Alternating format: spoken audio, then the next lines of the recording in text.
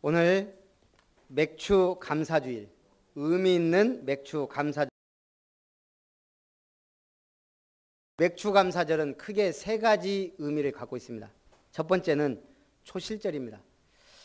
맥주절을 지키라. 이는 네가 수고하여 밭에 뿌린 것의 첫 열매를 거둠이니라. 맥주절을 지키라 그랬습니다. 이는 네가 수고하여 밭에 뿌린 것의 첫 열매를 거둠이다. 첫 농사를 지어서 열매를 거두었다. 그것도 맞지만 지금 이스라엘은 40년 동안 방랑 생활을 했습니다. 광야에서 40년을, 제가 성지순례 갔을 때 거기 우리가 체험하는 코스가 있어요. 거의 사막 수준입니다. 그 사막과 같은 길을 모래밭도 있고요. 조금 괜찮으면 이제 종려나무 몇 그루 막 있고, 거기를 40년을 도는 거예요. 그러니까 뭔만 먹었어요? 만나만 먹었어요. 고기 먹고 싶다 하도 그러니까 이제 하나님이 메추라기를 먹이셨어요. 그러면 만나를 먹고 하늘에서 주신 음식이지만 계속 먹으니까 이 사람들이 이제 질린 거예요. 우리가 이 음식을 싫어한다, 질린다 그랬어요. 그래서 하나님이 메추라기를 주셨어요. 그리고 40년 만에 가나안 땅에 들어가서 첫 농사를 지은 거예요. 보리 농사를. 그리고 나서 첫 수확을 드림에 감사함으로 드리는 절기가 맥주절입니다.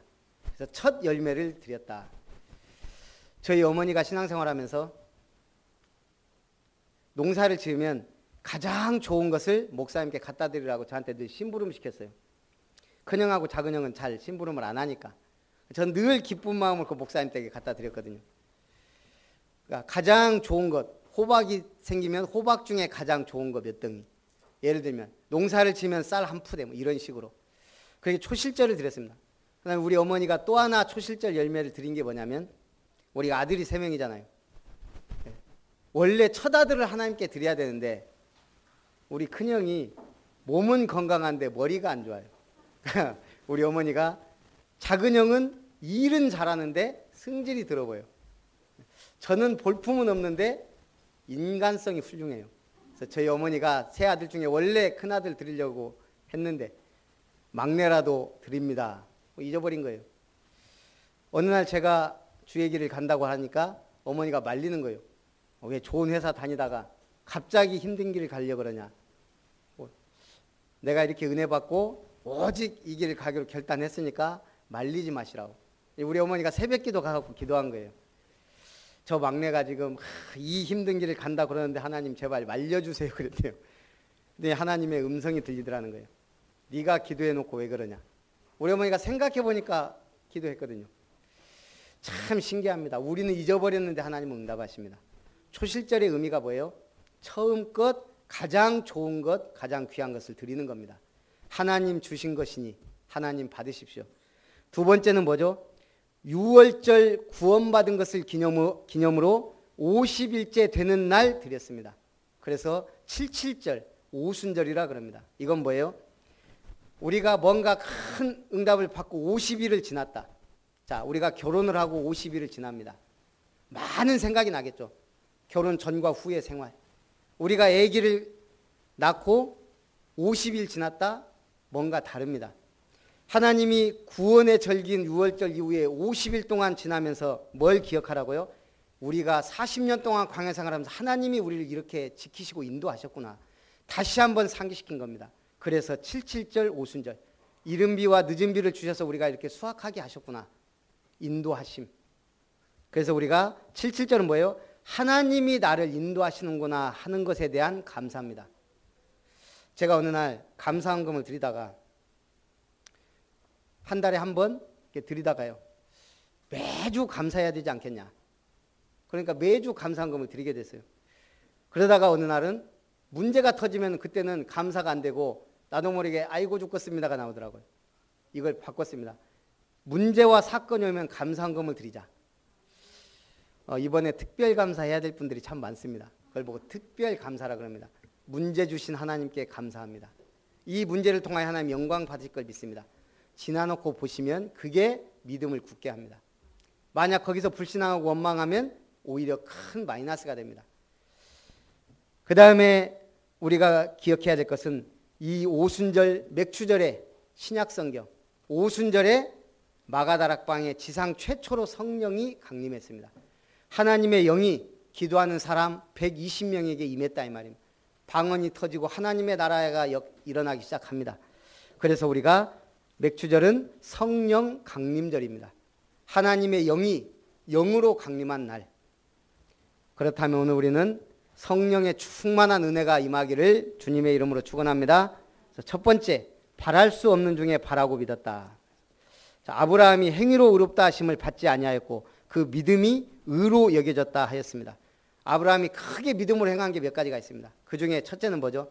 너는 갈대아 우르를 떠나라. 내가 네게 지시할 땅으로 가라. 바로 저 비옥한 이라크를 떠나서 가나안 땅 팔레스타인으로 지금 하나님이 가라 그런 겁니다. 뭐예요? 메시아 보내실 땅을 하나님은 이미 계획하신 겁니다. 그게 지금의 이스라엘 베들레헴입니다.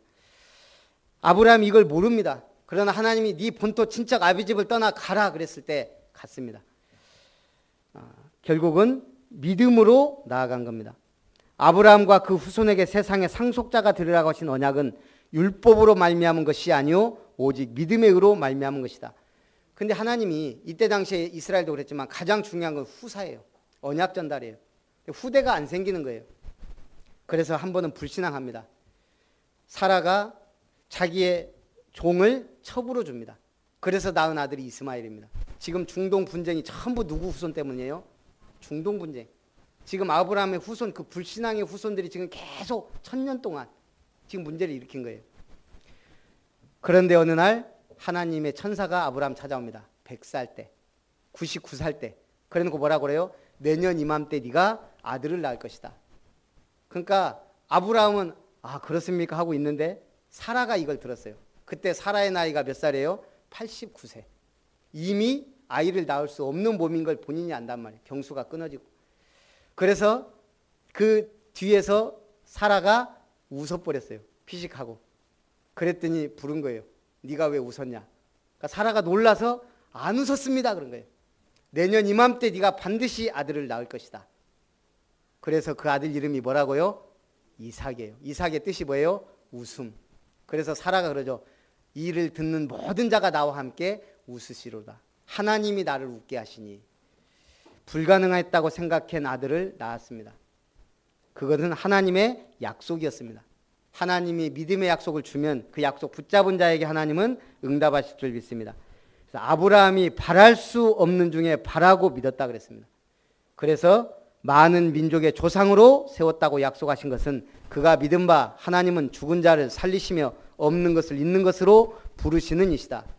지금 아무것도 없습니까? 모든 걸 잃었습니까? 완전히 새로 시작하면 됩니다. 하나님의 은혜. 그래서 아브라함이 바랄 수 없는 중에 바라고 믿어 100세나 되어 믿음이 없어 하나님의 약속을 의심하지 않고 약속하신 그것을 또한 능히 이루실 줄을 확신하였다 그랬습니다. 요즘 많은 사람들이 이중잣대를 갖고 삽니다. 내가 할 때는 로맨스고 남이 하면 불륜이다. 그게 뭐예요? 이중잣대예요. 당시에는 그럴 수밖에 없었다. 지금은 상황이 다르다. 자꾸 이중잣대를 갖고 하는 게 청소년기의 특징입니다. 기준이 바뀌는 겁니다. 우리나라 성인들 윤리 발달이 청소년기에 머물러 있다 합니다. 전부 이중잣대를 가지고 인지 부조화라 그럽니다. 판단과 언행에 일관성이 없고 심적 갈등이 많고 어떤 신념이나 가치관이 현실과 일치하지 않을 때 심한 불편함을 느끼게 됩니다. 인지 부조화에서 비롯된 불편함을 없애려면 현실을 받아들이고 신념과 가치관을 수정하거나 아니면 현실을 부정해야 됩니다. 그러나 신념과 가치관은 인간 정체성 핵심이기 때문에 바꾸기가 힘듭니다. 그러니까 뭐예요? 현실을 부정하고 왜곡합니다. 그 예가 뭐죠? 그 뭐예요? 국정농단 사건이잖아요. 정윤회 문건 터졌을 때 그걸 핵심으로 파고들어야 되는데 뭐 했어요? 청와대 문건을 유출했다. 이걸 돌려버린 거예요. 그래가지고 초고속 승진한 사람이 우병우입니다. 오늘 잘못되면 그 잘못된 것을 바꿔야 되는데 그걸 왜곡시키는 거예요. 그래서 결국은 자신의 믿음을 타당하게 만들려고 설명과 명분을 찾게 됩니다. 자신의 믿음의 잘못을 지적하고 부각시킨 상대를 공격합니다. 그래도 안 되면 잘못된 원인을 왜곡시킵니다. 이런 게 전부 뭐냐? 초등학생들이 주로 쓰는 전술이라 그럽니다. 자기도 모르게. 어떻게 믿어야 됩니까? 따라합시다. 300% 믿읍시다. 왜 300%예요? 절대적 하나님의 주권 100%. 하나님이 나에게 구원을 주신 나에 대한 믿음 100%. 하나님이 나를 그냥 놔둡니까? 복된 길로 인도할 거 아닙니까? 내가 증인이 돼야 되니까.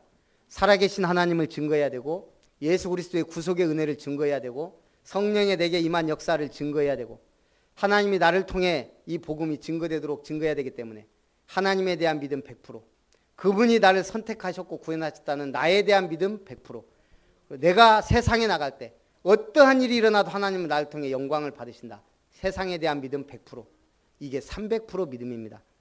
문제 오고 사건 터지면 겁내지 말고 300% 믿음으로 승리하시기 바랍니다. 그런 사람에게 모든 것이 협력하여 선을 이룹니다. 하나님은 우리를 빛과 소금이라 그랬습니다. 우리 그런 얘기가 많잖아요. 세상에서 가장 귀한 금 3개 뭐예요? 황금, 소금, 지금.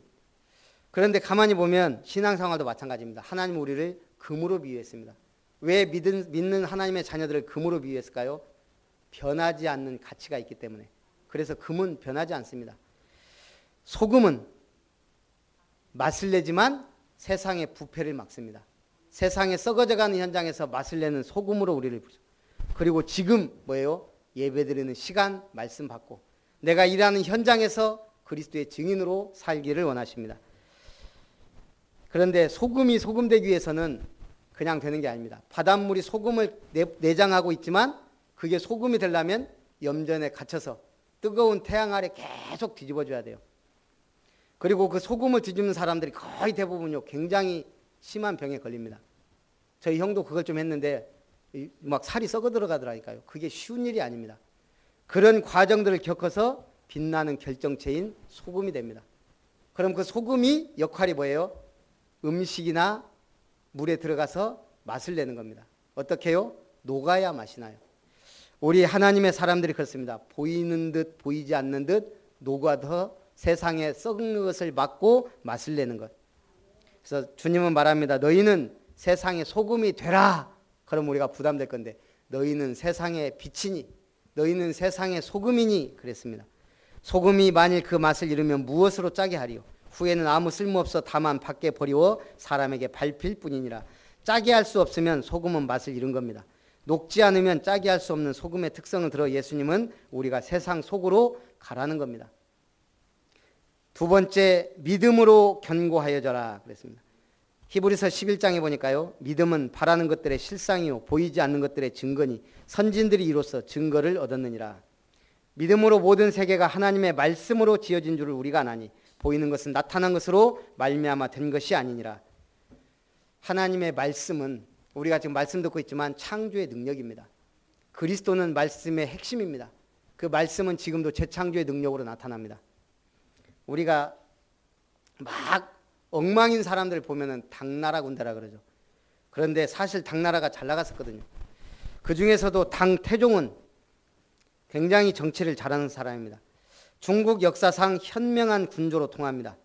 그가 현명한 황제로 인정받을 수 있었던 것은 3가지 거울을 늘 곁에 둔 덕분이라 그럽니다. 첫째 거울은 얼굴을 비춰보는 거울, 둘째 거울은 충신이라는 거울, 셋째 거울은 역사라는 거울. 당태종은 항상 이 3가지 거울을 가까이 두고 자신을 수양하기에 힘썼습니다. 당태종은 위징이란 충신을 가까이 두고 늘 조언을 구했습니다.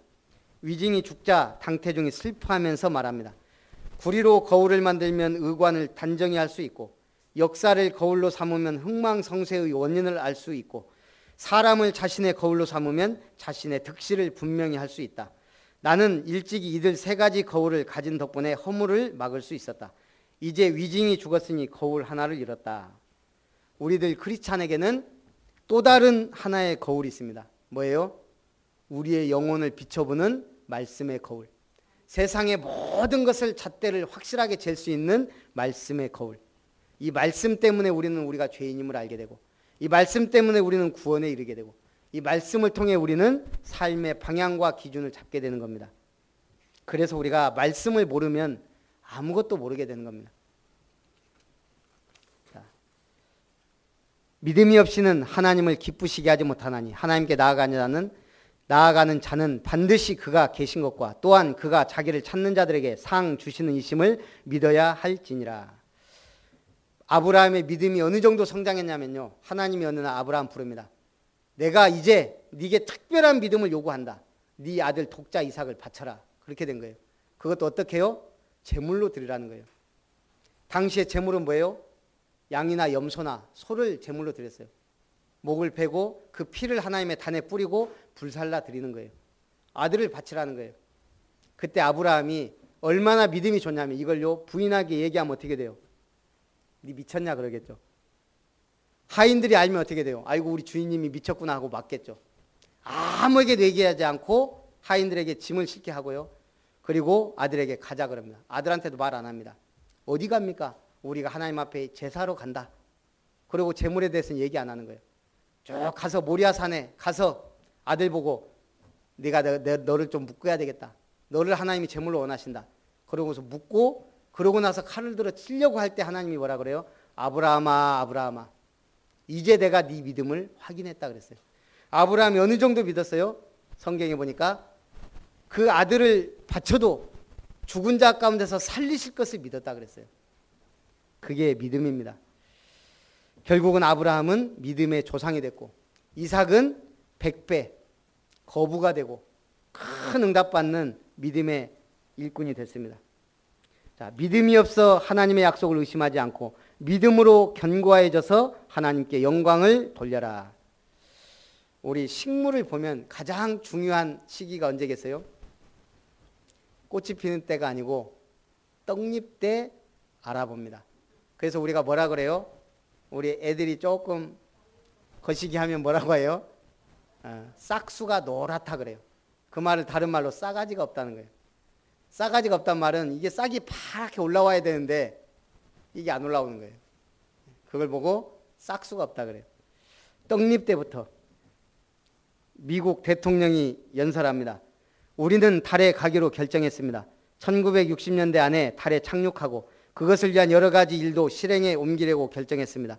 그것이 쉽기 때문이 아니라 어렵기 때문에 하려는 것이며 우리뿐만 아니라 다른 나라도 도전하려는 것이기에 더더욱 우리는 성취해낼 것입니다.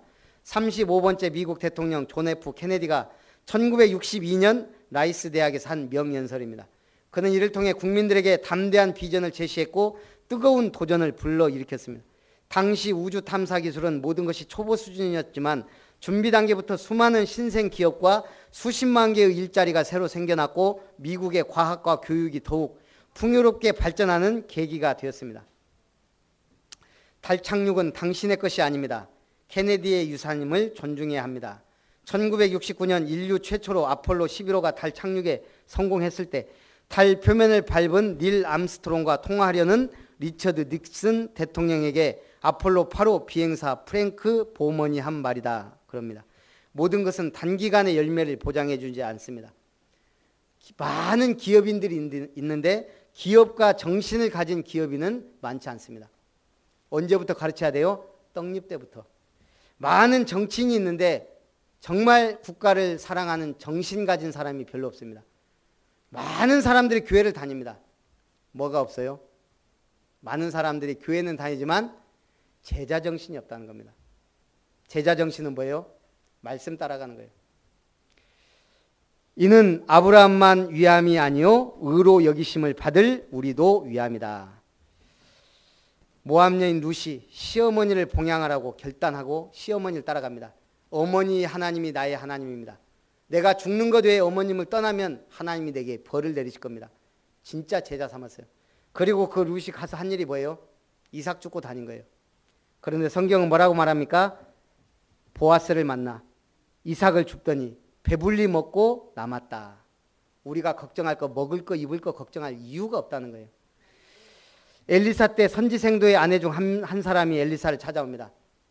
지금 내 남편이 선지생도로 있다가 죽었는데 빚쟁이가 와서 우리 두 아들을 종으로 데려가려고 그럽니다. 어떻게 좀 해결해 주십시오. 그때 엘리사가 말합니다. 지금부터 가서 그릇을 전부 다 방에다 갖다 놔라. 모든 그릇을 빌릴 수 있는 대로 빌려라. 그리고 기름병, 그 남은 기름 그걸 갖다 부어라. 그래서 그릇을 빌려다가 계속 부은 거예요. 기름이. 그 그릇이 다 할 때까지 기름이 떨어지지 않았다 그랬습니다. 그리고 그걸 말하니까 뭐라고 합니까? 그것으로 두 아들의 빚을 갚고 그리고 나머지는 생활해라. 기름이 떨어지지 않았다. 그게 하나님의 은혜입니다. 신앙생활 해보면요, 참 망할 것 같은데 망하지 않습니다. 죽을 일이 생긴 것 같은데 죽지 않습니다. 지나놓고 보라니까요. 정말 어려운데 지나고 보면 아무것도 아닙니다. 그것이 오히려 큰 응답으로 오는 경우가 많습니다. 오병이의 기적도 마찬가지입니다. 한 아이가 도시락으로 가져온 보리떡 5개와 물고기 2마리를 내놓습니다. 지금 어디 가서 이거 사 먹습니까? 제자들은 그럽니다. 한 아이는 자기 도시락을 드립니다. 예수님이 축사하시고 떼어주기 시작하는데 남자만 5,000명이 먹고 얼마나 남았다고요? 12광주리가 남았습니다. 성경은 거짓말책이 아닙니다. 그럴 수가가 아니고 있는 사실을 그대로 얘기한 겁니다.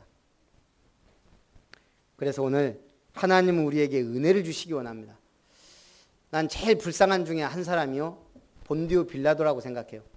하필이면 그때 이스라엘 땅에 총독으로 온 거예요. 유대인들은 이제 예수님을 십자가에 죽이려고 온갖 신성 모독죄 모함을 합니다. 본디오 빌라도가 예수님을 신문해 보니까 전혀 죽일 만한 죄가 없거든요. 그러면서 갈등이 되는 겁니다. 진짜 그리스도인가? 정말 하나님의 아들인가? 네가 유대인의 왕이냐? 예수님이 할 말만 합니다. 네가 말한 그대로다. 그러니까 빌라도가 고민이 들어갑니다. 이 사람은 죄가 없다. 예수님이 뭐라고 하죠? 나를 넘겨준 사람들의 죄는 네 죄보다 더 크다. 하필이면 그때 총독이 돼갖고 8번인가 이 사람 죄 없다 그랬거든요. 근데 유대인들이 워낙 강하게 나가니까 결국은 십자가에 못 박도록 내줍니다. 우리가 사도신경 할 때마다 뭐라고 그래요? 본디오 빌라도에게 고난을 받으사. 사실은 본디오 빌라도에게 고난을 받은 건 아니죠. 그렇지만 본디오 빌라도가 십자가형에 떨어지게 만들고 죽인 장본인이 됐어요. 이 사람은 안 죽이려고 8번이나 얘기했다니까요. 불쌍하죠. 오늘 우리는 믿는 게 은혜입니다. 내가 지금 아멘 하고 앉아있는 것이 하나님의 은혜인 줄 믿습니다. 아무리 믿으려고 해도 안 믿어지는 사람이 있다니까요. 지금 제가 뉴스 잠깐 보니까 얼마 전에 50몇 대 어머니가 20몇 대 딸을 자기 아들하고 죽였어요. 악귀가 들렸다고. 근데 무죄 선고가 나온 거예요. 왜요? 정신 이상이니까. 심신이 쇠약한 상태에서 딸을 비참하게 죽인 거예요. 오늘 그 사람은 악귀 들린, 귀신 들린 것을 했는데 문제는 뭐예요? 현실은. 그게 아니란 얘기예요. 지금 많은 사람들이 영적 세계를 모르니까 그렇게 갑니다. 그래서 결론입니다. 우리는 하나님의 동역자들이다. 고린도전서 3장 9절에서 11절. 너희는 하나님의 밭이다. 우리는 전부 하나님의 밭입니다. 무엇을 심느냐가 중요합니다. 그래서 먼저 뭐 해야 돼요? 옥토 개간 작전을 해야 됩니다. 길가밭, 돌짝밭 아무리 뿌려도 안 됩니다. 결국은 옥토, 우리의 마음 밭을 말씀받을 받을 수 있도록 개간해야 됩니다. 그리고 씨를 뿌리고 열매를 맺기를 원합니다. 너희는 하나님의 집이다 그랬습니다. 하나님 우리를 영적인 농부로 또 영적인 건축가로 부르셨습니다. 건축하려면 뭐가 제일 중요해요? 저 광양제철이 저쪽으로 올 줄은 아무도 몰랐죠. 사실은 제철소가. 근데 박태준 회장이 어쨌든 저기를 돌아보고 저기다가 지금 지었단 말이에요. 뻘밭에다가 지은 거예요. 어떻게 지었어요? 큰 파일을 수십만 개를 박은 거예요. 쇠 파일을. 그 위에 지어지니까 지금 저렇게 튼튼한 제철소가 된 거예요. 기초공사가 그만큼 중요합니다. 건물을 지으려면 2층짜리 건물 짓는 거하고 63층짜리 건물 짓는 거하고 기초공사가 분명히 다릅니다. 우리의 인생 뭐가 제일 중요해요? 기초공사예요. 그래서 우리는 제대로 확실하게 믿어야 될 줄 믿습니다. 윌리엄 레이큰이라는 목사님 얘기입니다. 이분이 교회가 크다 보니까 성도들을 다 모릅니다. 근데 한 번씩 당회실에 나와보면 점심때만 되면 꼭 한 분이 왔다 가는 거예요. 이렇게 교회에 나와보면. 그것도 나이는 드시고 옷은 남루한 게 거지 비슷해갖고 늘 그 시간에 왔다 가요. 저분이 뭘 도둑질하러 오나. 근데 그것도 아니고. 그래서 경비한테 얘기한 거예요. 저분이 왜 오는지 한번 알아봐 달라고. 이분이 물어보면 왜 교회 옵니까? 그러니까 교인이 교회도 못 옵니까? 왜 왔다가 5분 안 돼서 갑니까? 기도하러 왔다 갑니다. 아니 근데 왜 5분도 안 하고 가냐고. 기도할 줄 몰라서 와갖고 주님 나 왔다 가요 하고 가는 거예요. 5분 안 돼서. 이분이 어느 날 교통사고 나갖고 병원에 입원한 겁니다. 이제 신방 가보니까 얼굴이 환해요. 병실이 완전히 분위기가 다 달라요. 도대체 어떻게 된 일인가? 이분이 얘기하는 거예요. 매일 그분이 왔다 가신대요. 나 왔다 간다. 나 예수다. 그럼 왔다 가는 거예요. 우리가 1초만 기도해도 하나님은 역사하십니다.